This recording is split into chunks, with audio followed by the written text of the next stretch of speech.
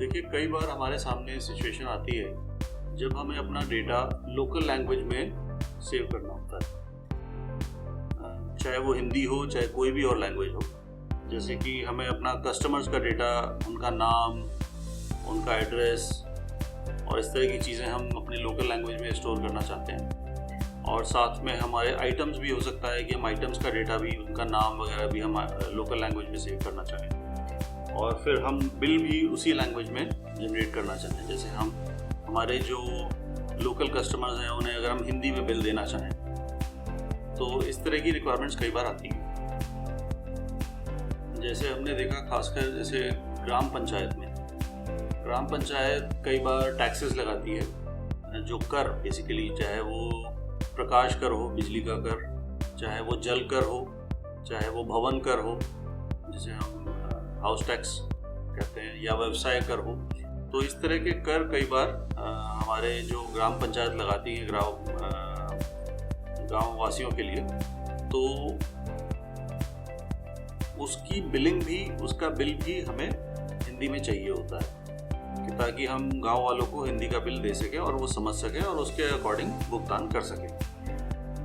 तो ये एक कॉमन रिक्वायरमेंट है और इसके साथ हमें अपना जो हिसाब किताब है वो भी ढंग से रखना है। तो हमारे जो कंप्यूटर ऑपरेटर हैं वो भले ही इंग्लिश समझते हों, लेकिन हमें अपना डेटा सारा जो ज़रूरी है वो हमें हिंदी या लोकल लैंग्वेज में मेंटेन करना होगा। तो आज हम देखेंगे कि हम इस चीज़ को एसएक्सी बिजनेस सूट में कैसे कर सकते हैं बड़ी आसानी से।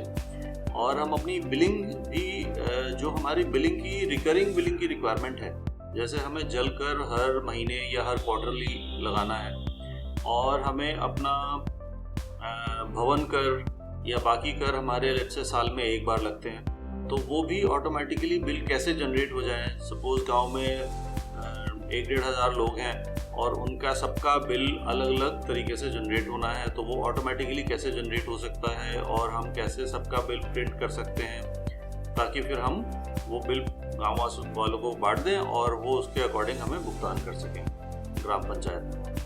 तो ये सारी चीज़ें, और फिर हम उनका जो भुगतान हुआ है उसको कैसे सिस्टम में रख सकते हैं और हिसाब किताब रख सकते हैं। तो ये सारी चीज़ें हम जो है सिस्टम में कैसे कर सकते हैं बड़ी आसानी से, ये सब समझेंगे। इसके अलावा एक चीज़ और ज़रूरत पड़ती है, जैसे ग्राम पंचायत को ज़रूरत पड़ती है कि हम अपना डेटा, रिपोर्ट्स, चाहे वो कलेक्शन की रिपोर्ट हो कि भाई कितना कलेक्शन हुआ हमारा इस महीने कर का, या फिर किसका कितना बकाया है, सपोज गांव वालों की सूची हमें निकालनी है। तो इस तरह की चीज़ें जो रिपोर्ट्स हैं वो हम निकाल के और फिर उन्हें प्रिंट करके और रख सकें। और ये रिपोर्ट्स भी कई बार हमें अपनी लोकल लैंग्वेज में चाहिए होती है। तो इस तरह की कॉमन रिक्वायरमेंट्स हम कैसे मीट कर सकते हैं, ये आज हम देखेंगे एसएक्सी बिजनेस सूट। तो देखिए, मैंने एसएक्सी बिजनेस सूट खोला हुआ है और इसमें हम पहले देखेंगे कि हम जैसे गांव वालों की बात कर रहे हैं, तो हमारे गांव वाले हमारे कस्टमर्स हो गए, यानी कि बिजनेस पार्टनर्स। तो बिजनेस पार्टनर्स की स्क्रीन में अभी मैंने क्या किया हुआ है कि इसमें मैंने हिंदी का ऑप्शन सेलेक्ट करा हुआ है। आप उसमें से कोई भी लैंग्वेज चूज कर सकते हैं। तो अभी क्या है, मेरा जो डेटा है, जैसे मैं अगर गांव वालों की लिस्ट, मैंने इसमें कुछ सैम्पल डेटा रखा हुआ है, गांव वालों की लिस्ट देखना चाहूँ, फाइंड मोड में जाके फाइंड पे क्लिक करता हूँ तो मेरी गांव वालों की लिस्ट मेरे सामने आ गई। अब मैं किसी भी गांव वाले का डेटा खोल के देखता हूँ, जैसे रतन लाल, तो रतन लाल, अच्छा, मैं यहीं पे सर्च भी कर सकता हूँ और मैं सर्च भी अपनी लैंग्वेज में कर सकता हूँ। तो जैसे अगर मैंने त लिखा तो जिस भी नाम में त है वो आ जाएगा, त र लिखा तो तर जिस भी नाम में है वो आ जाएगा। इस तरह से मैं बड़े आराम से सर्च कर सकता हूँ। और या फिर जो मेरे यहाँ पर खाता नंबर है, जैसे नंबर लिखे हुए हैं, तो मेरा खाता नंबर अगर 0028 है जैसे रतन लाल का, तो मैं उससे भी सर्च कर सकता हूँ और फिर ओके प्रेस करूँगा तो उसका डिटेल मेरे सामने आ जाता है। अब इसका जैसे आप देखिए कि एड्रेसेस की लिस्ट है, अगर उसके कई सारे घर हैं हमारे गांव में तो आप कई सारे घरों की डिटेल यहाँ पे रख सकते हैं। तो कुछ चीज़ तो आ गई कि भाई, एक हो गया कि हमने उसका लिख लिया कि जैसे सदर बाजार में इसका घर है, अगर कोई मकान नंबर वगैरह है तो वो भी आप रख सकते हैं। फिर कुछ इन्फॉर्मेशन हमें अपने गाँव के हिसाब से रखनी होती है, जैसे कि कोई गाँव रखता है कि कितने चश्मे का घर है, यानी कि कितना बड़ा घर है, ठीक है, तो वहाँ पर 2 चश्मे का है तो हमने 2 लिख दिया। पक्का है तो हमने पक्का लिख दिया, किसी और तरह का घर है तो वो लिख दिया। यहाँ पर ये व्यवसाय करता है कि नहीं, बिजनेस करता है कि नहीं, वो हम मेंशन कर सकते हैं, ताकि इस पे अगर व्यवसाय कर लगाना है तो लगाया जा सके जब हम लगाएंगे। तो इस तरह की इंफॉर्मेशन हम रख सकते हैं। प्लस अगर हमें रतनलाल की एडिशनल इंफॉर्मेशन रखनी है, जो फील्ड्स, जैसे कि अगर हम मोर इन्फॉर्मेशन में जाएं तो हम देखेंगे कि हम फादर्स नेम, उसके पिता का नाम, उसकी कास्ट, एरिया, ये सारी जो गवर्नमेंट कहती है कि आप ये सारी इंफॉर्मेशन गैदर करके रखिए, वो सारी हम यहाँ पे मेंटेन करके रख सकते हैं। तो हमारे पास एक बेसिक मास्टर डेटा हमारे कस्टमर का हमारी लैंग्वेज में तैयार हो जाता है। ठीक है। फिर उसके बाद अगर हम बात करें आइटम्स की, तो हम दूसरी तरफ अपने आइटम्स बना सकते हैं। तो आइटम्स यानी कि कर, जो हम अलग अलग कर लगाने वाले हैं। तो इसी तरह से हमारे आइटम्स की लिस्ट बन गई, चाहे वो जल कर हो गया, भवन कर हो गया, स्वच्छता कर हो गया, जो भी हमें कर लगाने हैं तो हम कर को भी मेंटेन कर लेते हैं। और ये जैसा कि मैंने आपको बताया था, इसमें कोई भी लैंग्वेज यूज़ कर सकते हैं। तो आप ऐसा नहीं है कि खाली हिंदी यूज़ कर सकते हैं। अगर मैंने इसकी जगह सपोज मैं गूगल ट्रांसलेटर से यहाँ पे मैंने बंगला का कोई वर्ड उठाया और मैं बंगला में अपना डेटा मेंटेन करना चाहता हूँ, तो मैं यहाँ से कॉपी करूँगा और मैं यहाँ पर बंगला में भी रख सकता हूँ अपना डेटा। इस तरह से कोई भी लैंग्वेज आप यूज़ कर सकते हैं। ठीक है। और इसके साथ साथ कई बार हमें पर्टिकुलर फॉन्ट भी यूज़ करनी होती है, तो सिस्टम में ऑप्शन है कि हम पर्टिकुलर अपनी फॉन्ट भी यूज़ कर सकते हैं, स्क्रीन के लिए भी और प्रिंटिंग के लिए भी। तो मैं बता रहा था, जैसे हमने कोई भी अपना एक आइटम है, आइटम का बेसिक उसका नाम वगैरह रख लिया, उसका कोड एक बना लिया। ठीक है। इसके अलावा हम रिकरिंग बिलिंग की बात कर रहे थे, तो यहाँ पर रिकरिंग बिलिंग का कॉन्फ़िगरेशन भी आप सेट कर सकते हो कि जैसे व्यवसाय कर है तो किस फ्रीक्वेंसी पे इसका हमें बिलिंग करनी है। तो जिस कर की हमें फ्रीक्वेंसी मंथली रखनी है, मंथली रख सकते हैं, क्वार्टरली या एनुअली या जो भी फ्रीक्वेंसी रखनी है वो रख सकते हैं। फिर उसके बाद जब इसकी बिलिंग होगी तो कौन सी सीरीज हमारी इनवॉइसिंग की यूज़ होगी वो यहाँ सेट कर सकते हैं। फिर उसके बाद रेट कैलकुलेशंस कि भाई इस व्यवसाय कर का अगर हमने कोई फिक्स्ड रेट रखा हुआ है तो वो बता देंगे, नहीं तो अगर कैलकुलेशन का कोई तरीका है तो वो भी हम सेट कर सकते हैं कि इस रेट पे कैलकुलेट होगा। जैसे कि हमारा भवन कर है तो भवन कर हो सकता है कि चश्मे के हिसाब से कैलकुलेट हो, जितना बड़ा घर है उसके हिसाब से, तो वो हम उसकी एसक्यूएल क्वेरी बना के यहाँ पे डाल सकते हैं कि चश्मे के हिसाब से वो कैलकुलेट कर लेगा रेट। और इसी तरह से क्वांटिटी भी हमारी फिक्स्ड हो सकती है या फिर किसी एसक्यूएल, किसी वेरिएबल के बेस पे हो सकती है। तो हम यहाँ पर अपनी सेटिंग कर देते हैं टैक्सेस की कि रिकरिंग बिलिंग उसकी किस तरह से होनी है। ठीक है। तो इसके अलावा फीचर्स बहुत सारे हैं, लेकिन हम अभी इस पर ध्यान नहीं देंगे। हम अभी सिर्फ रिकरिंग बिलिंग पे ध्यान दे रहे हैं और हम देख रहे हैं कि लोकल लैंग्वेज में अपना काम कैसे कर सकते हैं। तो हमने अपना जो बिजनेस पार्टनर का यानी कि कस्टमर का डेटा है वो हमने रख लिया, और ये सारा डेटा हम आराम से इंपोर्ट कर सकते हैं। आपके जितने भी गांव वाले हैं, चाहे वो 1000 हैं, चाहे 5000 हैं, चाहे 10,000 हैं, सबका डेटा एक्सेल से इंपोर्ट करा जा सकता है सिस्टम में। तो अगर हम यहाँ पे भी देखें फॉर एग्जांपल, तो हमने आप देखिए यहाँ पर 1600 लगभग गांव वालों की लिस्ट है जो हमने यहाँ पे इंपोर्ट करी हुई है। ठीक है। और सबका अपना अपना डेटा यहाँ पे मेंटेन है। फिर उसके अलावा रिकरिंग बिलिंग का भी आप यहाँ पे ऑप्शन देखेंगे, तो यहाँ पर हम ये सेट कर देते हैं कि जैसे कोई भी गांव वाला है तो उस गांव वाले पे कौन कौन से टैक्सेस लगने हैं। तो कई बार गांव की पॉलिसी होती है कि जैसे कि क्योंकि यहाँ पर गांव वालों की लिस्ट में किराएदार भी आएंगे और घर के ओनर भी आएंगे, तो हम किराएदारों पे बिल नहीं डालते, हम घर के ओनर्स पे बिल डालते हैं। तो अगर ऐसा है तो आप यहाँ पर उसके हिसाब से जो किराएदार है, सपोज भवन कर है तो भवन कर आप किराएदारों से नहीं लेंगे, आप उसके सिर्फ मालिक से लेंगे। लेकिन जो वाटर टैक्स है, जो जल कर है, वो आप किराएदारों से भी ले रहे हैं। तो आप हर निवासी है वो उसके लिए सेट कर सकते हैं कि कौन सा टैक्स उस पर लगना है और कौन सा नहीं लगना। तो ये आपने एक बार इंफॉर्मेशन यहाँ पर सेट कर दी।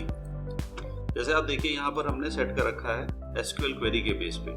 तो ये इंफॉर्मेशन वाटर टैक्स, जैसे आप देखिए तो वाटर टैक्स हमारे नंबर ऑफ वाटर कनेक्शंस के बेस पे आ रहा है कि जितने उसने पानी के कनेक्शन लगाए हुए हैं उसके बेस पे उसका बिल जनरेट होगा। ठीक है। ऐसे ही जो हमारे बाकी टैक्स हैं वो चश्मे के बेस पे आ रहे हैं। तो हम कंडीशंस लगा सकते हैं और उसके बेस पे अपनी बिलिंग कर सकते हैं।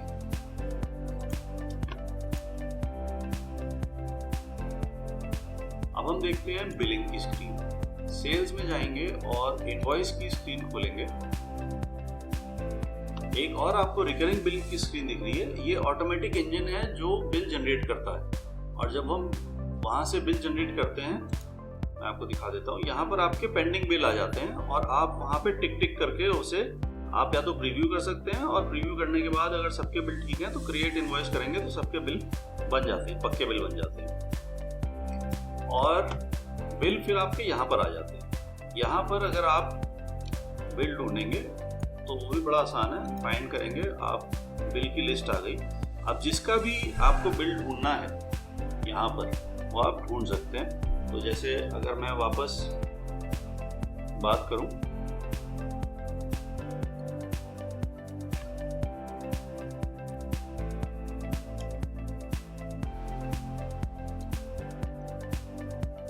रतनलाल की, तो मैंने रतनलाल का बिल देखना चाहता हूं, तो रतनलाल के जितने बिल हैं इस साल के वो मुझे दिख जाएंगे।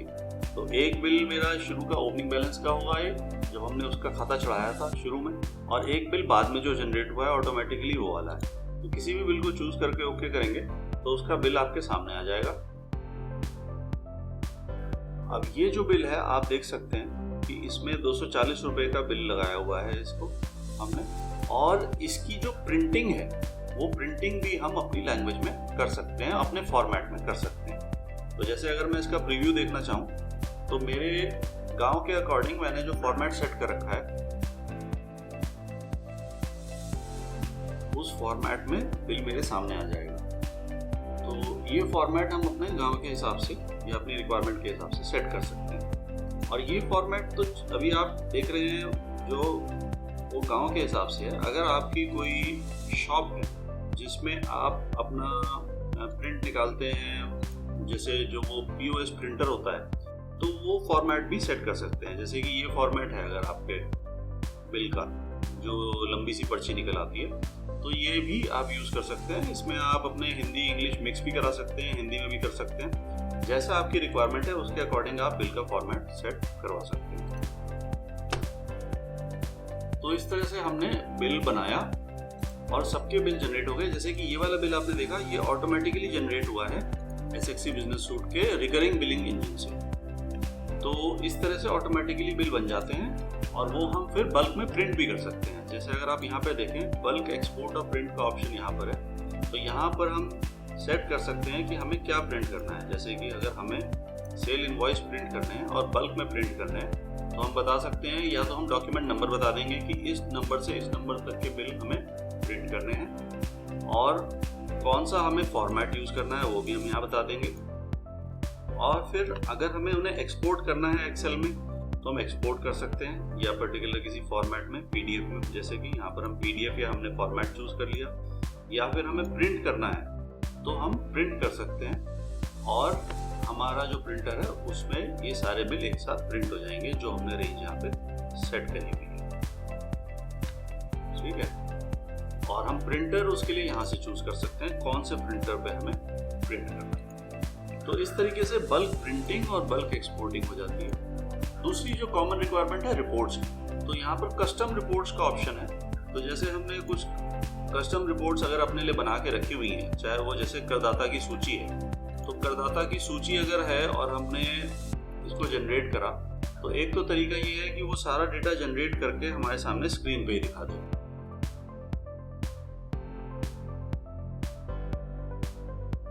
जैसे कि यहाँ पे, तो अब इसने डेटा मुझे यहीं पे स्क्रीन पे दिखा दिया है। तो या तो मैं इस डेटा को यहीं पे देख लूँ, और यहाँ पे मैं चाहूँ तो सॉर्ट भी कर सकता हूँ, फिल्टर भी कर सकता हूँ,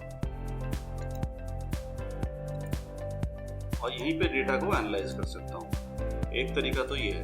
दूसरा तरीका ये है कि मैं अगर इसका प्रिंट फॉर्मेट, जैसे कि यहाँ पर अभी मेरा डेटा हिंदी में नहीं आ रहा, मेरी लैंग्वेज में नहीं आ रहा, लेकिन मेरे को प्रिंट फॉर्मेट अपने लैंग्वेज में चाहिए, क्योंकि मुझे खाता नंबर पे काम नहीं करना, मुझे नाम चाहिए। तो मैं प्रिंट फॉर्मेट इसका अपनी लैंग्वेज में सेट कर लेता हूँ। तो उस फॉर्मेट में मेरा डेटा मेरे सामने आ जाएगा। अब इसको मैं चाहूँ तो वापस या तो मैं एक्सपोर्ट करके रख लूँ या फिर मैं प्रिंट कर दूँ। तो ये जो जितनी भी पेजेस की रिपोर्ट है ये मैं अपने हिसाब से जो मेरा यूज़ है वो मैं कर सकता हूँ। इसके अलावा फीचर्स बहुत सारे हैं इसमें, जैसे कि पेमेंट्स मैनेज करना और अलग अलग रिपोर्ट्स बनाना और मेंटेन करना डेटा को। तो ये सारी चीज़ें आप बड़े आराम से अपनी लैंग्वेज में इस सॉफ्टवेयर में कर सकते हैं। धन्यवाद।